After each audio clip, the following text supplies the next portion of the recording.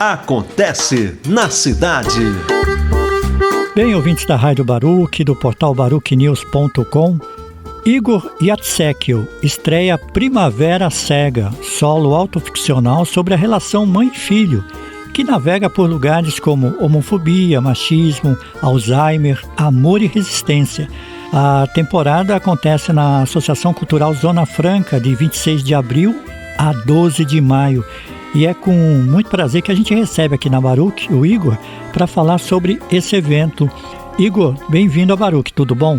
Tudo bem, eu que agradeço ao convite, em nome do Primavera Cega e de toda a equipe desse trabalho que tem sido desenvolvido ao longo dos anos e está prestes a estrear, Fran.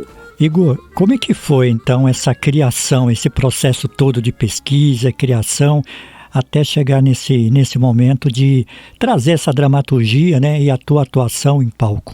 Olha, esse trabalho ele nasceu há vários anos. Foi em 2016 que houve uma ruptura na minha vida pessoal, uma perda muito importante. A partir disso eu escrevi um poema que tem o mesmo nome da peça, Primavera Cega.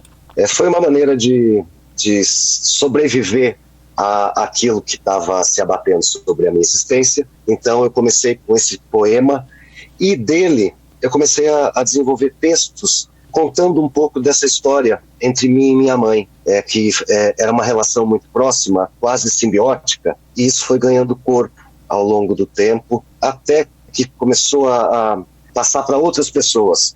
Algumas pessoas da arte se achegaram, começaram a se aproximar, e isso foi sendo desenvolvido ao longo dessa trajetória aí. E é uma dramaturgia, né, Igor, que traz muitos temas relevantes e para serem refletidos pelo espectador, e acho que aí a força do teatro faz-se presente. Fala sobre o amor, memória também, aquela memória afetiva, as relações, essa resistência. É muito, muito bacana essa relação mãe e filho, né? Que muitas das vezes nossos dias tão agitados e tudo, a gente não para pensar nessas relações próximas, né? Na verdade, a vida nos coloca numa ciranda, né? Trabalho, num primeiro momento você estuda muito, depois você cai no mercado do trabalho e parece que o afeto, aquelas coisas mais cotidianas da vida, em família, elas vão ficando em segundo plano. E no meu caso, esse momento de rompimento fez isso ficar muito à tona, sabe? Relação familiar, é claro que tem o seu lado afetivo, mas tem outros lados que não são tão interessantes assim, né, de serem vividos, né? Sim. Uma família grande. Então tem muito silêncio, algumas rupturas, aquelas coisas que não são ditas, mas que calam no nosso corpo, né? E a gente vai avançando na vida, vai passando da adolescência, idade adulta, e vai tentando lidar com tudo isso. E essa relação entre mim e minha mãe, ela sempre foi muito, muito forte. Eu sou um filho de uma família grande, somos em 7 irmãos, 6 homens e uma mulher. E eu sou o filho mais próximo desta mãe, né? O que nos fez ficarmos tão próximos, eu acredito que foi o atravessamento dessas violências que as pessoas passam ao longo da vida, né? O machismo, algumas doenças. Por um lado, isso nos arrebata, né? Nos maltrata, mas também nos fazem olhar para o que é mais importante, eu acho, né? Ao longo da caminhada. E eu sempre falo que eu transito em temas muito, muito fortes, né? Como o machismo, homofobia, o mal de Alzheimer. Mas o pano de fundo desse solo, dessa história, é o amor, sabe? É a capacidade de amar e de não sucumbir às avalanches que a vida nos traz de tempos em tempos, né, Fran? Sim. E principalmente nos dias de hoje, né, o Igor, que há uma intolerância muito grande, um preconceito, tudo vira motivo para ser radicalismo, tudo está partido, e isso é muito ruim também nas relações, essa questão de pensar na coletividade, essa questão da empatia, é importante isso, né? Não, com certeza. A gente vive um tempo de extremismos, né, de cisões, independente, não é só no mundo político, é religioso, em todas as esferas. Eu acho que isso também veio muito por conta do avanço das mídias sociais, das redes sociais, que por um lado nos aproximou e por outro lado eu acho que fez com que a gente crie coragem de falar talvez de coisas que em algum momento lá atrás a gente deixava só pra gente, só no privado. Hoje tudo é público e isso eu acho que gera essa incompreensão. Eu diria até a repulsa do diferente, né? Sim. Eu acredito que as diferenças é que nos fortalecem em todos os campos da vida. Só que esse é o nosso tempo, né? É um tempo que parece que tenta apartar o diferente. O pensamento único é uma busca por uma boa parte da população mundial, eu diria, né? Então, eu acho que quando a gente se predispõe a falar de amor, a falar de empatia, a levar uma história pessoal que pode ter atravessamentos com a história universal, a gente está dando um passo importantíssimo para lutar contra essa separação, contra esse olhar tão duro que a gente está vivendo, né? Sim, sim. E outra coisa que eu sempre digo, né, Igor? A gente vive hoje num mundo muito tecnológico, internet, inteligência artificial, tudo isso, mas o teatro e essa dramaturgia vem ao encontro disso, é um trabalho quase artesanal, né? Continua sendo um trabalho artesanal. E eu acho que isso, nesse processo criativo, vocês tiveram muito, né? Essa questão do artesanato, essa questão de encontros e colaboradores para construir essa temática. Não, com certeza. Na verdade, o teatro independente, ele é muito artesanal, né? Ele depende mais, eu acredito, do encontro das pessoas que querem se juntar para contar uma história, a despeito da falta de estrutura, de infra, de apoio, e levar uma história pessoal transformada em arte para um público. Eu acho que é um ato até de subversivo, sabe? Em relação a essa inteligência artificial, a esses 16 segundos na tela do Instagram, sabe, essas coisas? Eu acredito que as redes sociais são é um advento maravilhoso pro avanço da gente, sim, do mundo, né? Mas tem um outro lado, que tudo parece que fica muito curto, tudo é rápido, tudo é descartável. E quando você consegue estar ali, num espaço, seja para 40, seja para 100 pessoas, ou até mais, ou até menos, ao vivo, aquela troca humana, alguém trocando contigo uma história.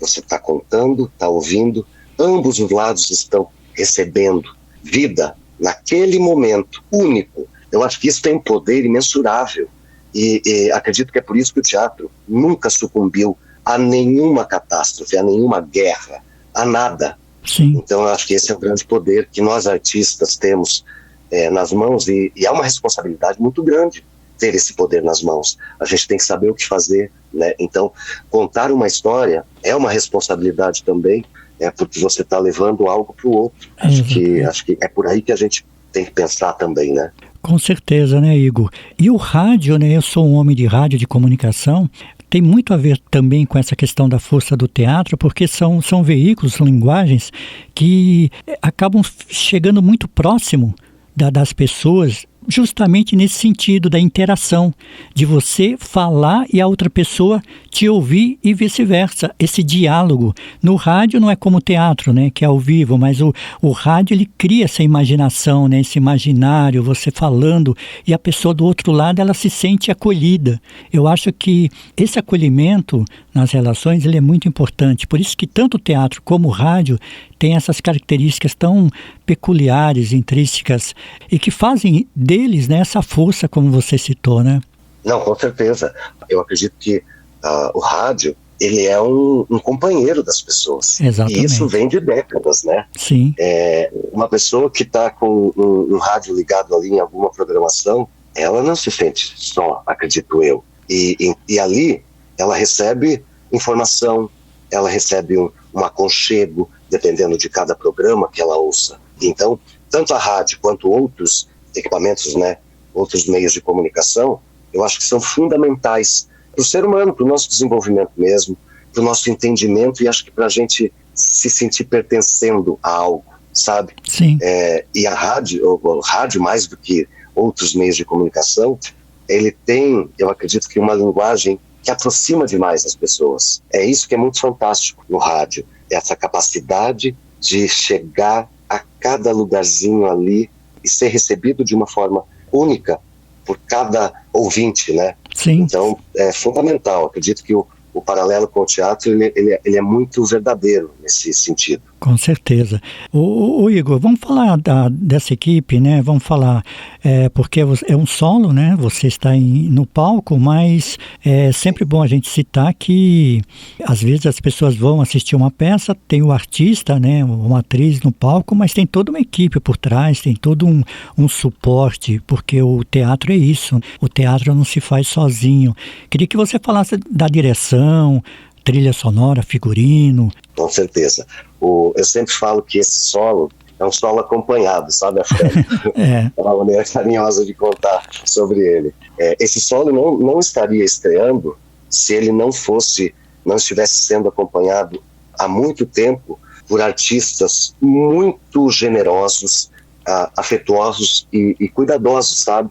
Que toparam esse desafio de contar essa história de forma artística, né? Então, é uma equipe grande, ela foi sendo construída ao longo desses anos mesmo. Então, alguns artistas chegaram lá por 2018, daí 2019 outras, e assim foi. Foram se achegando, sabe? Uma chegança afetiva. Eu me sinto, assim, privilegiado por ter uma equipe tão forte comigo, nesse sentido de segurar nas minhas mãos e falar assim, vamos contar essa história junto. Porque o teatro passa por isso, né? Sim. Com certeza, o teatro independente. Então, é uma equipe que eu vou citar a equipe toda, porque eu acho que é importante. Eu estou com a Alejandra Sais Sampaio, que é atriz e agora diretora. Ela é atriz da Velha Companhia, né? É conhecida, já tem 20 anos de estrada aqui em São Paulo. O Kiko Marques, que também é um dramaturgo da Velha Companhia. A Malu Bazan chegou em 2019. Eu participei de os territórios que ela oferece de experimentações cênicas, né, da ideia à cena.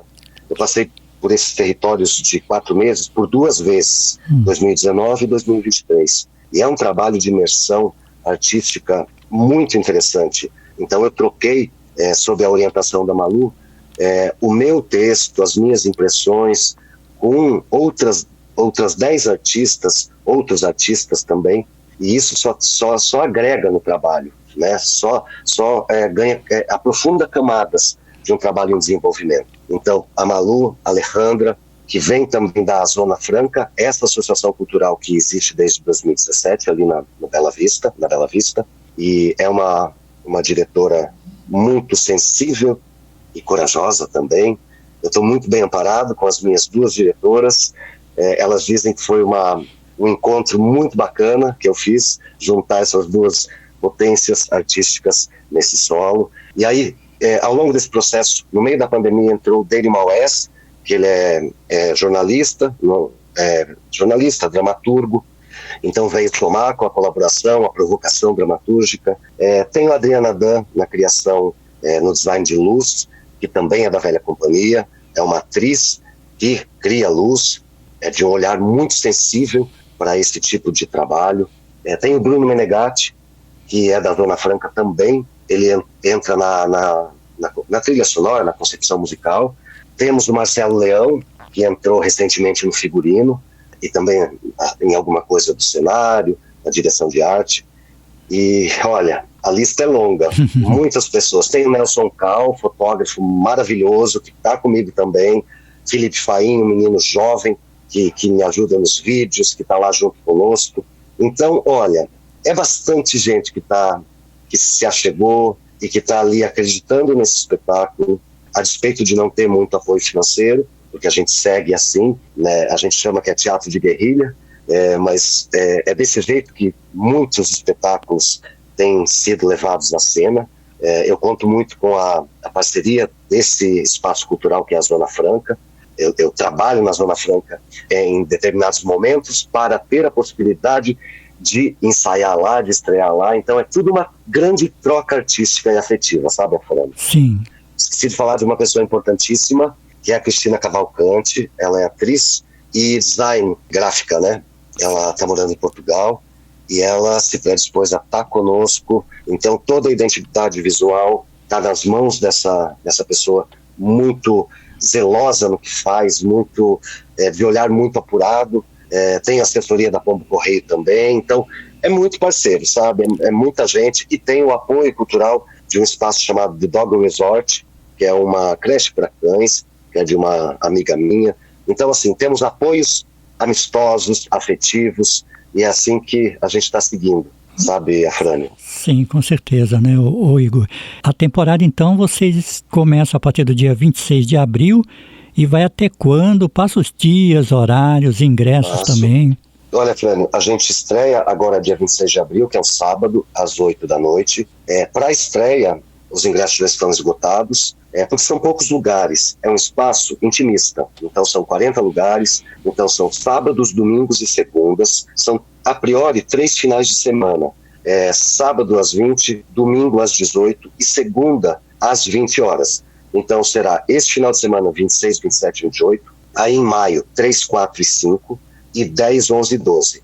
Temos a perspectiva de estender por mais 2 semanas, as 2 últimas semanas de maio. Acredito que a gente consiga fazer isso, depende da venda de ingressos, que está começando esgotou a estreia, domingo já está quase esgotando, e assim é que a gente espera que seja, sabe? Que quanto mais pessoas possam estar com a gente, sabe? Conhecer essa história, ir ao teatro, eu acho que conhecer outros lugares, outras histórias, isso tudo é fundamental. E falando da Zona Franca, ela fica ali na Almirante Marques de Leão, fica no Bela Vista Bexiga, mas é mais Bela Vista, número 378, no Instagram é @azonafranca, é um casarão antigo, como eu falei, existe desde 2017, um espaço que abraça projetos de independentes como esse, é um espaço de troca, de afeto, de muita arte, e que sobrevive também sem nenhum apoio público, sabe, de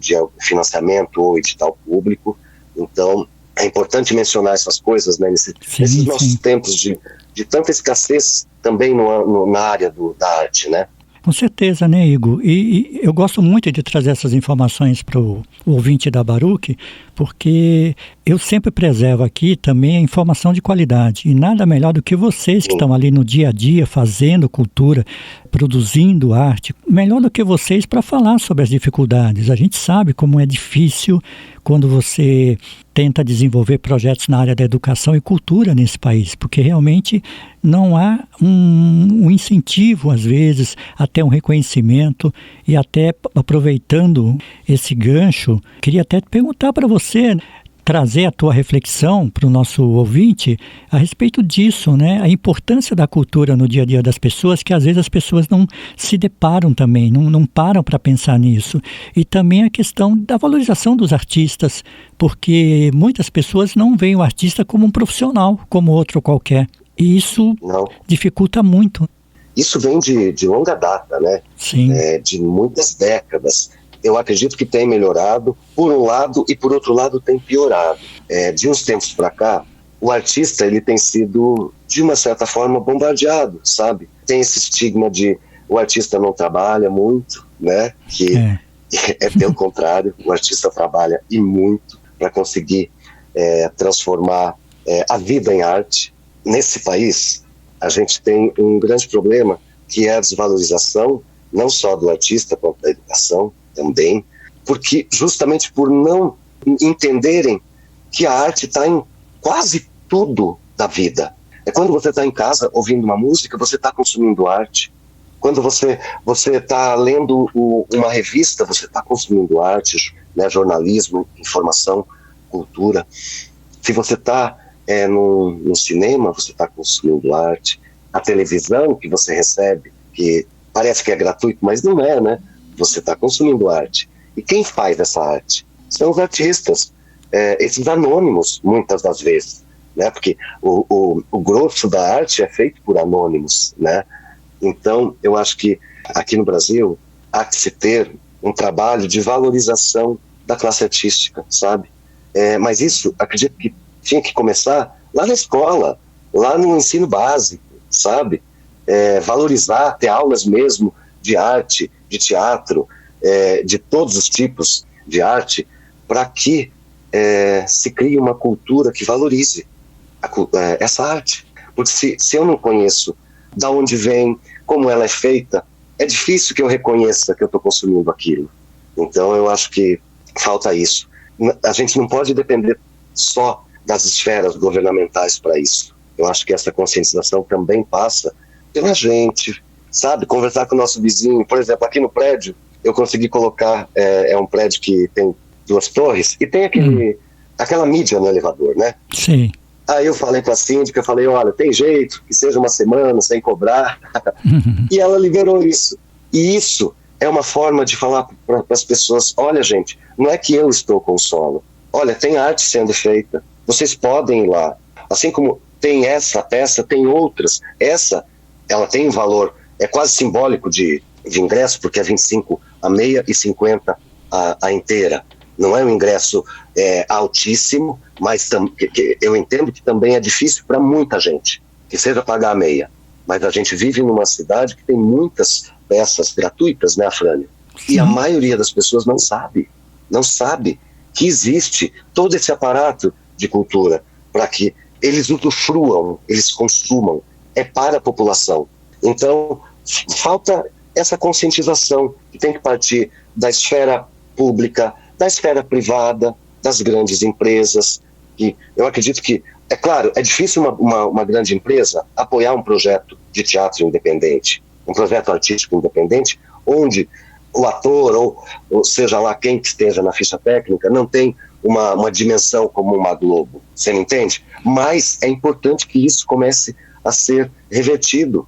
Todo artista tem o seu valor, e todo artista merece ter esse olhar de valorização, de apoio, para que uma sociedade evolua. A cultura é que forma a identidade de uma sociedade.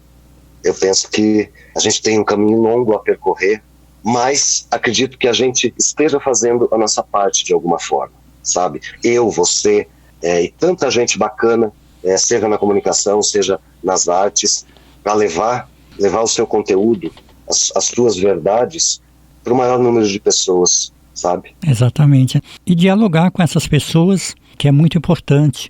Ô Igor, então as vendas online pela plataforma Simpla, é isso? Sim, eu esqueci de mencionar, os ingressos estão na plataforma do Simpla, como eu havia dito, tem meia entrada, que custa R$25, e a inteira custa R$50. Então é só entrar ali, colocar Primavera Cega, que encontra. Se entrar no @Primavera Cega no Instagram, nós temos o link na bio que facilita a compra, né, que facilita a chegada ali exatamente aonde você vai conseguir o seu ingresso. Legal. A temporada de 26 de abril a 12 de maio, é isso? Dias, horários, ou Igor? Isso, dias e horários, vamos lá. 26 de abril a 12 de maio, sábados, domingos e segundas. Aos sábados, as sessões começam às 20 horas, aos domingos, às 18 horas, 6 da tarde. E às segundas-feiras, às 20 horas também. Na Associação Cultural Zona Franca, que fica na Rua Almirante Marques Leão, 378, no bairro da Bela Vista, aqui na cidade de São Paulo. É isso, né, Igor? Exatamente. Sigam também a Zona Franca, e aí vocês ficam sabendo de toda a programação desse espaço cultural, que é independente, e que é importante a gente falar que a gente precisa cada vez mais de espaços culturais independentes também nessa cidade, né? Eles fomentam muito a arte e a cultura. Bem, Igor, quero agradecer muito a tua participação aqui na Baruch, seja sempre bem-vindo. A Rádio Baruch, o portal baruchnews.com, são espaços também para a gente divulgar e fomentar a educação, cultura, diversidade. Olha, Afrânio, eu aqui agradeço imensamente ao convite. É um prazer poder falar deste solo, poder falar de arte, poder falar do que nos afeta com você e com o teu público, com os teus ouvintes. Sempre estaremos à disposição de vocês aí da Rádio Baruch, viu? Conversamos na Rádio Baruch com o ator Igor Yatsekio, que apresenta o seu solo autoficcional Primavera Cega, na Associação Cultural Zona Franca, de 26 de abril a 12 de maio.